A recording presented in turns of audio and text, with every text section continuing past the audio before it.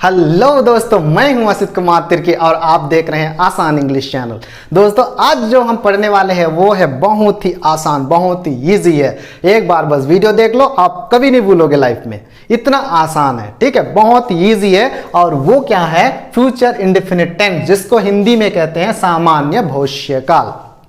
ठीक है, तो इसका उपयोग कब करते हैं? इस टेंस का उपयोग कौन से समय को दर्शाने के लिए करते हैं? ठीक है, मैं आपको तुरंत एग्जांपल देके बताता हूं। जैसे मान लो अभी आप कहां हो? घर में हो, लॉकडाउन में हो।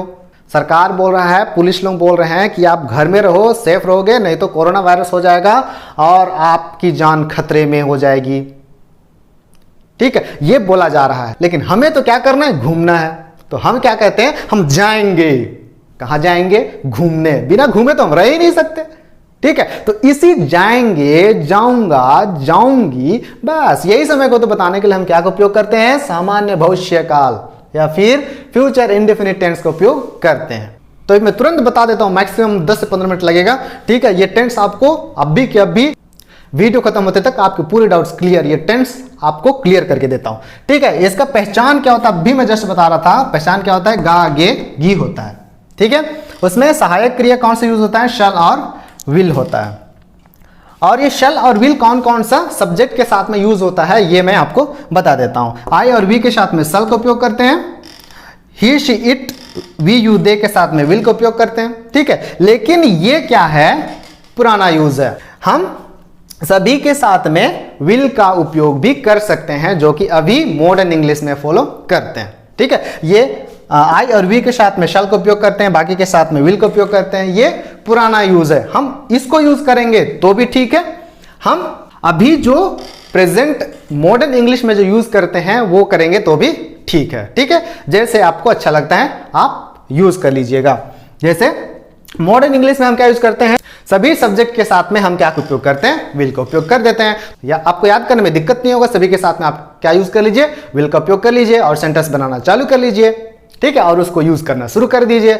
आप धीरे धीरे ग्रेजुअली आप इंग्लिश सीख जाएंगे, आपको पता ही नहीं चलेगा, लॉकडाउन खत्म हो जाएगा। ठीक है, तब तक आप फर्राटेदार इंग्लिश बोलोगे। ठीक है, तो ये रहा आपकी ये फ्यूचर इंडेफिनिट टेंस में जो याद रखने वाली बात है वो। बस हमें क्या याद रखना है? उसकी पहचान क्या है? गा, गे, गी होता है, उसमें हेल्पिंग वर्ब शैल और विल लगता है। ठीक है, अगर आप आई वी के साथ में शैल लगाओगे तो भी सही है, विल लगाओगे तो भी सही है। ठीक है, बेसिकली अभी मॉडर्न इंग्लिश में जो है सभी सब्जेक्ट के साथ में हम क्या यूज करते हैं? विल का उपयोग ही करते हैं। ठीक है, बस इतना ही याद आपको रखना है। अभी मैं तुरंत आपको बता देता हूं उसका स्ट्रक्चर के अनुसार अफर्मेटिव सेंटेंस कैसे बनाते हैं। ठीक है, बस इतना याद रखना है। ठीक है, तो जब भी हम सेंटेंस बनाते हैं एक चीज हमें बहुत ध्यान में रखनी है, वो क्या है? सबसे पहले क्या आता है? सब्जेक्ट आता है, उसके बाद में हेल्पिंग वर्ब आता है। हेल्पिंग वर्ब है तो हेल्पिंग वर्ब आएगा, उसके बाद में वर्ब आता है। अब वर्ब जो है वो टेंस के अनुसार उसमें आईएनजी जुड़ेगा या फिर फर्स्ट फॉर्म आएगा कि सेकंड फॉर्म आएगा, है ना? ये आपको ध्यान में रखना है। उसके बाद में हमें ऑब्जेक्ट लगाना है। यही है सेंटेंस का स्ट्रक्चर। जब भी हम इस स्ट्रक्चर को फॉलो करते हैं हम टेंस में कभी गलत नहीं जाते हैं। ठीक है, तो इसमें भी सेम है। अभी तो आपको समझ में आ भी गया होगा कि इसका स्ट्रक्चर क्या बनने वाला है। ठीक है, तो तुरंत मैं आपको स्ट्रक्चर के अनुसार में इस टेंस में अफर्मेटिव सेंटेंस बनाने के लिए सिखाता हूं। ठीक है, तो चलो हम तुरंत सीखते हैं। तो चलो हम सीखते हैं अफर्मेटिव सेंटेंस कैसे बनाते हैं फॉर्मूला के अनुसार। मैं यहां पर आपके लिए फॉर्मूला लिख दिया हूं। ठीक है, बहुत आसान है। सबसे पहले सब्जेक्ट आता है, शैल या विल, वर्ब का फर्स्ट फॉर्म, उसके बाद में ऑब्जेक्ट आता है। ठीक है, तो अभी मैं आप लोगों को बता रहा था कि जो पुराना यूज है आई और वी के साथ में शैल लगाते हैं, बाकी के साथ में विल लगाते हैं, वो पुराना यूज है ना? लेकिन अभी मॉडर्न टाइम में फिर मॉडर्न इंग्लिश में हम सभी सब्जेक्ट के साथ में विल का उपयोग कर सकते हैं, अभी करते भी हैं। ठीक है, तो आप वैसे भी उपयोग कर सकते हैं, आपको जैसे अच्छा लगता है आप यूज कर सकते हैं। तो यहां पर मैं आप लोगों के लिए सेंटेंस बना दिया हूं और यहां स्ट्रक्चर लिख दिया हूं। अब ये सेंटेंस को हम देखते हैं कि यह स्ट्रक्चर के अनुसार बना है या नहीं बना है। ठीक है, आप भी बहुत प्रैक्टिस कीजिएगा। ठीक है, बिना प्रैक्टिस किए कुछ नहीं होता है। तो इंग्लिश सीखने के लिए भी बोल बोल के प्रैक्टिस करना पड़ेगा, सेंटेंस बना बना करके प्रैक्टिस करना पड़ेगा। तो ये हमको करना पड़ेगा ही पड़ेगा। ठीक है, और उसके साथ साथ में हमें कुछ कुछ इंग्लिश के गाने, कुछ कुछ इंग्लिश की मूवीज वगैरह आप देखते रहिए, ताकि कुछ सेंटेंसेस जो हैं जो आपको अच्छा लगता है वो आपके दिमाग में बैठ जाएगा, आपको पता ही नहीं चलेगा। लेकिन जब बोलने लगोगे तो क्या होगा? वो याद आने लगेगा। ठीक है, तो मैं आपको बताता हूं कि ये कैसे स्ट्रक्चर के अनुसार फिट हुआ है। तो सबसे पहले जब भी सेंटेंस बनाते हैं तो सबसे पहले क्या आता है? सब्जेक्ट आता है। तो सब्जेक्ट यहाँ पर आई लिखा हूँ और उसके बाद में हेल्पिंग वर्ब आता है, तो यहाँ पर मैं हेल्पिंग वर्ब लिख दिया हूँ। तो ये क्या हो गया, सब्जेक्ट हो गया, ये हो गया हमारा हेल्पिंग वर्ब और ये क्या हो गया हमारा वर्ब का फर्स्ट फॉर्म हो गया। उसके बाद में यहाँ से यहाँ तक क्या हो गया, ये ऑब्जेक्ट हो गया। ठीक है, तो ये है सेंटेंस जो कि स्ट्रक्चर के अनुसार मैं बनाया हूँ। I will go to my village, मैं अपना गांव जाऊंगा, या फिर मैं मेरा गांव जाऊंगा। कब नहीं पता, कल जाऊंगा, परसों जाऊंगा, नरसों जाऊंगा, इधर आगे ऐड भी कर सकते हैं। ठीक है, चलो नेक्स्ट वाले देखते हैं। सबसे पहले क्या आता है, सब्जेक्ट आता है, उसके बाद में हम शैल ऐड कर दिए हैं, वी के साथ में हम शैल भी लगा सकते हैं। ठीक है, उसके बाद में वर्ब का फर्स्ट फॉर्म आ गया, फिर ये क्या हो गया, ऑब्जेक्ट आ गया। We shall stay at home, हम घर में रहेंगे। ठीक है, तो इस प्रकार से आप सेंटेंस बना सकते हैं जो भी आप कार्य फ्यूचर में करने वाले हैं, भविष्य में करने वाले हैं। ठीक है, बहुत आसान है, आपको समझ में आ ही गया होगा। नेक्स्ट वाला चलो देखते हैं, द स्टूडेंट्स, ये क्या हो गया, सब्जेक्ट हो गया, ये हेल्पिंग वर्ब हो गया, उसके बाद में ये वर्ब का फर्स्ट फॉर्म हो गया और यहाँ से लेकर के यहाँ तक ये क्या हो गया, ऑब्जेक्ट हो गया।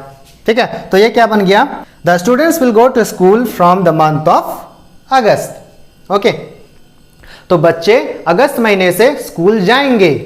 ठीक है, अभी कोरोना वायरस की वजह से कंफर्म नहीं है जाएंगे कि नहीं जाएंगे। ठीक है, ये नहीं कि जाएंगे। ठीक है, तो हम सेंटेंस बना सकते हैं। ठीक है, ऐसे कुछ भी काम हम फ्यूचर में करने वाले हैं तो हम इसी प्रकार से सेंटेंस बनाएंगे। बहुत आसान है, आपको समझ में आ ही गया होगा, है ना। तो बस आपको लगाना है, जब भी फ्यूचर कुछ करने वाले हैं, गा गे गी हो रहा है लास्ट में, हिंदी के वाक्य के लास्ट में गा गे गी आ रहा है, तो बस हमारे दिमाग में आना चाहिए कि हेल्पिंग वर्ब क्या आना है, शैल या फिर विल आना है, या फिर बस आप विल लगाओगे तो भी चलेगा। ठीक है, बस हमको सब्जेक्ट लगाना है, हेल्पिंग वर्ब लगाना है, वर्ब का फर्स्ट फॉर्म, फिर ऑब्जेक्ट लगा देना है, तो आपका अफर्मेटिव सेंटेंस बन जाएगा ये सामान्य भविष्य काल में। ठीक है, या फिर फ्यूचर इंडेफिनिट टेंस में। ठीक है, तो अभी मैं तुरंत बताता हूं आपको कि इसको नेगेटिव में कैसे चेंज करते हैं। ठीक है, तो यहां पर मैं नेगेटिव सेंटेंस बनाने के लिए मैं फॉर्मूला लिख दिया हूं। बस नेगेटिव सेंटेंस बनाने के लिए तो मैं आपको बताते ही आ रहा हूं, बहुत आसान है। ठीक है, अभी तक आपको तो याद ही हो गया है। आप बहुत सोच भी रहे हो, क्या सर उसी को बता रहे हो, नेगेटिव सेंटेंस, इंट्रोगेटिव सेंटेंस, ये सेंटेंस, वो सेंटेंस। ठीक है, तो मैं आपको बार बार इसलिए बता रहा हूं क्योंकि आपके दिमाग में घुस जाए, वो दोबारा आप भूल ना पाओ। ठीक है, बार बार प्रैक्टिस करने से, बार बार उसी चीज को सुनने से हमें याद हो जाता है। ठीक है, इसीलिए मैं, हालांकि थोड़ी चेंज हो रही है, ठीक है, फिर भी से मैं बार बार उसी चीज को रिपीट कर करके बता रहा हूं ताकि इधर में घुस जाए, वो दोबारा निकले ना। ठीक है, तो नेगेटिव सेंटेंस बनाने का फॉर्मूला केवल एक ही है, हेल्पिंग वर्ब को ढूंढ करके बगल में नॉट ऐड कर दो और तुरंत वो क्या में चेंज हो जाएगा, नेगेटिव सेंटेंस बन जाएगा। बस यही तो करना है दोस्तों, और कुछ नहीं करना है। नेगेटिव सेंटेंस बनाना है मतलब हेल्पिंग वर्ब को ढूंढना है और बगल में नॉट जोड़ना है, बस नेगेटिव सेंटेंस बन गया। चलो हम करते हैं तुरंत। सबसे पहले फॉर्मूला देखते हैं। सबसे पहले क्या आता है, सब्जेक्ट आता है, फिर हेल्पिंग वर्ब आता है। हेल्पिंग वर्ब मिल गया तो बगल में नॉट ऐड करना है, फिर वर्ब का फर्स्ट फॉर्म, फिर ऑब्जेक्ट ऐड कर देना है। तो यहाँ मैं अफर्मेटिव सेंटेंस एक ही बनाया हूं, इसलिए मैं एक बनाया हूं दोस्तों कि बार बार आपको बोर ना लगे। ठीक है, उसी चीज को बता रहे हो सर, क्या सर, ऐसा ना लगे। ठीक है, इसलिए मैं एक ही सेंटेंस आप लोगों के लिए बना रहा हूं, आप बैठ करके खुद बनाइए। ठीक है, केवल 1 नहीं, 2 नहीं, 3 नहीं, 10 12 आप बनाते जाइए जब तक कि आपको कंफर्म नहीं हो जाता है कि ये सेंटेंस इस टेंस में मुझसे बन रहा है या नहीं बन रहा है। ठीक है, तो ये अफर्मेटिव सेंटेंस को चलो हम नेगेटिव में चेंज करते हैं। We will go to play in the evening, इसका हिंदी में क्या होगा, हम शाम के समय खेलने जाएंगे, या फिर हम शाम को खेलने जाएंगे। तो इसको चेंज करने के लिए हमें क्या करना है, बस हेल्पिंग वर्ब को ढूंढना है पहले सेंटेंस में। वो कहां है, ढूंढो कहां पर हेल्पिंग वर्ब है, ये रहा हेल्पिंग वर्ब। अब ये हेल्पिंग वर्ब के बगल में क्या ऐड करना है, बस हमें नॉट ऐड कर देना है यहां पर। तो चलो हम उसको करते हैं। We will not, helping verb के बगल में नॉट ऐड कर दिए, go to play in the evening.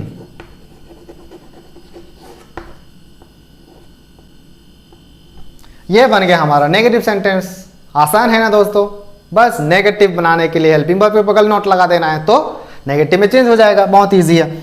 We will not go to play in the evening, इसका हिंदी में क्या हो जाएगा, हम शाम को खेलने नहीं जाएंगे, या फिर हम शाम के समय खेलने नहीं जाएंगे। बस यही तो करना है दोस्तों, हर टेंस में यही तो करना है। ठीक है, अभी तो आपको याद हो ही गया होगा, कि ये नेगेटिव बनाते कैसे हैं। ठीक है, अब ये नेगेटिव सेंटेंस बनाने सीखे, अब चलते हैं इंट्रोगेटिव। जैसे इंट्रोगेटिव बोला होगा आपको याद आ गया होगा कि इंट्रोगेटिव में करना क्या है, तो चलो उसको भी हम तुरंत करके देखते हैं।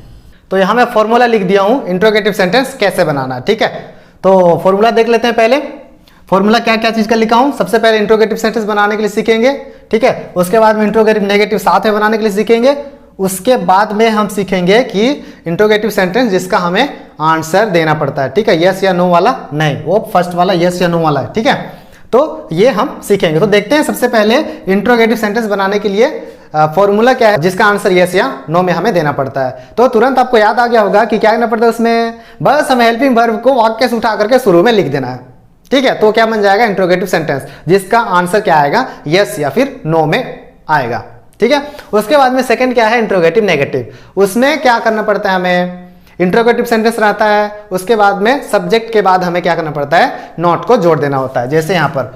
ठीक है, तो ये पहले वाला पहले बता देता हूं। सबसे पहले हेल्पिंग वर्ब आता है, सब्जेक्ट आता है, वर्ब का फर्स्ट फॉर्म, उसके बाद में ऑब्जेक्ट आता है। ठीक है, इंट्रोगेटिव नेगेटिव में क्या आता है, हेल्पिंग वर्ब पहले से रहता है, उसके बाद में सब्जेक्ट रहता है, बस सब्जेक्ट के बाद में हमें नॉट ऐड कर देना पड़ता है। ठीक है, उसके बाद में वर्ब का फर्स्ट फॉर्म, फिर और इंट्रोगेटिव सेंटेंस जिसका हमें उत्तर देना पड़ता है, रिप्लाई करना पड़ता है, यस या नो वाला नहीं। ठीक है, जवाब देना पड़ता है जिसका, वो कैसे बनाते हैं, वो सबसे पहले क्वेश्चन वर्ड ऐड करना पड़ेगा शुरू में।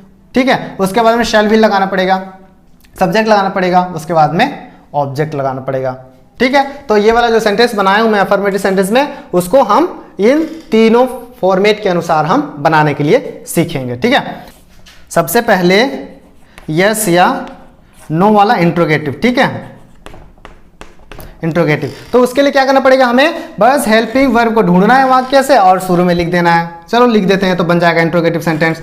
तो क्या बन जाएगा, shall I meet you in Mumbai, question mark. ये बन गया हमारा इंट्रोगेटिव सेंटेंस जिसका जवाब हमें मिलेगा यस या नो। ठीक है, तो क्या होगा, shall I meet you in Mumbai, क्या मैं आपको मुंबई में मिलूंगा। अगर मिलेगा तो क्या बोलेगा, यस बोलेगा, नहीं मिलेगा तो नो बोलेगा।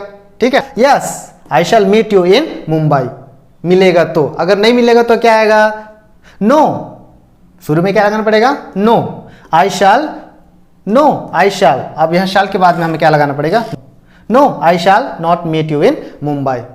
ये बन गया। ठीक है, अब हम सीखेंगे इंट्रोगेटिव नेगेटिव। इंट्रोगेटिव भी रहेगा, उसके बाद नेगेटिव भी रहेगा। इसमें क्या करना है, सब्जेक्ट के बाद में नोट लगाना है। अब इसी इंट्रोगेटिव सेंटेंस को बनाना है। ठीक है, इंट्रोगेटिव सेंटेंस में सब्जेक्ट ढूंढना है, नोट लगाना है। अब इसमें सब्जेक्ट कहां है, आई है, तो उसके बगल में हमें नोट ऐड करना है। तो क्या बन जाएगा, shall I not meet you इन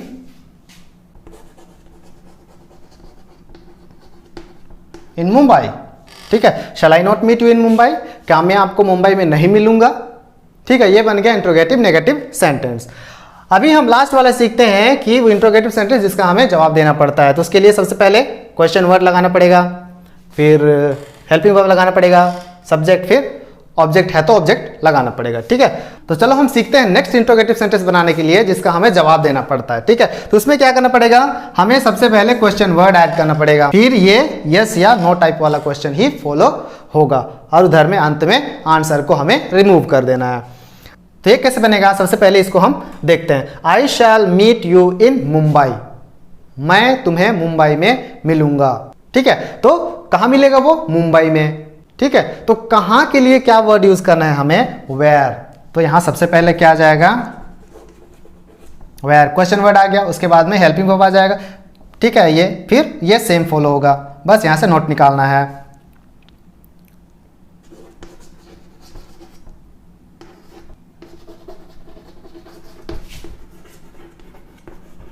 ये बन गया हमारा इंट्रोगेटिव क्वेश्चन जिसका हमें जवाब देना है। तो ये कैसे बन गया, where shall I meet you, मैं तुम्हें कहां मिलूंगा। तो जवाब में क्या आएगा, इन मुंबई। तो आंसर में क्या आएगा, I shall meet you in Mumbai. ठीक है, तो ये बन गया हमारा इंट्रोगेटिव सेंटेंस जिसका हमें जवाब देना पड़ता है। आई होप आपको डेफिनेटली समझ में आ गया होगा, इतना डिफिकल्ट नहीं है, बहुत आसान तरीके से समझाने की कोशिश किया हूं। ठीक है। अगर मान लो आपको हार्ड लगा, समझ नहीं आया, अच्छा नहीं लगा, बुरा लगा, या फिर आधा अच्छा लगा आधा बुरा लगा, तो भी आप कमेंट बॉक्स में जाकर के कमेंट कर सकते हैं। जो भी इंग्लिश से रिलेटेड डाउट्स हैं वो आप कमेंट बॉक्स में हमें पूछ सकते हैं। तो यहीं से हम अंत करते हैं। नेक्स्ट वीडियो में हम पढ़ेंगे फ्यूचर कंटिन्यूअस टेंस, वो भी बहुत आसान है, बस हेल्पिंग वर्ब का खेल है और उसकी पहचान का, ठीक है। बाकी फॉर्मूला जो है सेम वैसे ही बनने वाले हैं, ठीक है। जैसे हम प्रेजेंट कंटिन्यूअस में पढ़े, पास्ट कंटिन्यूअस में पढ़े, सेम स्ट्रक्चर सेम बनेगा, बस हमें हेल्पिंग वर्ब को चेंज करना है और उसका समय बस बदल जाएगा, ठीक है। तो यहीं से हम अंत करते हैं। जो भी इस वीडियो में नए हैं दोस्तों, प्लीज सब्सक्राइब कर लीजिए, लाइक कर लीजिए और अच्छा लगे तो शेयर भी कर लीजिए, ठीक है। और नोटिफिकेशन बेल को जरूर ऑन रखिए ताकि जब भी मैं न्यू वीडियो अपलोड करता हूं आपको तुरंत टाइम पे मिल जाए, ठीक है। उससे आपको कुछ सीख मिल जाए, आपकी बेसिक इंग्लिश जो है क्लियर हो जाए, ठीक है। बेसिक इंग्लिश हम कहाँ सीखते हैं, बस अगर ये हमारा टेंस क्लियर हो गया तो हम धीरे धीरे से सेंटेंस फॉर्मेशन करने के लिए हम सीख जाते हैं और हम इंग्लिश बोलना भी शुरू कर देते हैं, ठीक है। बोलते बोलते हम कब सीख जाते हैं पता ही नहीं चलता है, बस हमें थोड़ा सा एफर्ट लगाना है, बाकी हम सीख जाएंगे। तो आई होप मैं आप सभी का डाउट क्लियर कर पा रहा हूँ। जिसे भी डाउट्स हैं, वीडियो देखने से पहले आप कॉपी पेन के बैठ जाइए, नोट डाउन कर लीजिए कहाँ पर क्या याद करना है, क्या याद रखना है, और बाकायदा आप क्या कीजिएगा, जैसे मैं बताता हूँ सेंटेंस बनाने के लिए स्ट्रक्चर के अनुसार, वैसे ही आप 5 से 10 वाक्य तुरंत बना के रखिएगा, बनाने की कोशिश कीजिएगा, ठीक है। तभी आप इंप्रूव करेंगे, नहीं तो फिर एक बार वीडियो देख करके मैं सीख गया बोलेंगे तो नहीं होने वाला, ठीक है। इंग्लिश को आसान बनाने के लिए हमें अपने तरफ से भी कुछ मेहनत करना पड़ेगा, ठीक है। इंग्लिश कुछ हलवा नहीं है जो कि एक बार खा लिए और धड़ल्ले से इंग्लिश बोलना शुरू कर दिए, उसके लिए भी हमें कुछ तो मेहनत तो करना पड़ेगा, ठीक है। ऐसे ही कुछ भी नहीं मिल जाता है, ठीक है। ऐसे ही कुछ भी हम नहीं सीख जाते हैं, उसके पीछे हमें प्रैक्टिस करना पड़ता है, मेहनत करना पड़ता है, ठीक है। तभी हम उस चीज को सीख पाते हैं, वो कोई भी चीज हो, कोई भी म्यूजिकल इंस्ट्रूमेंट्स को लेकर चलो।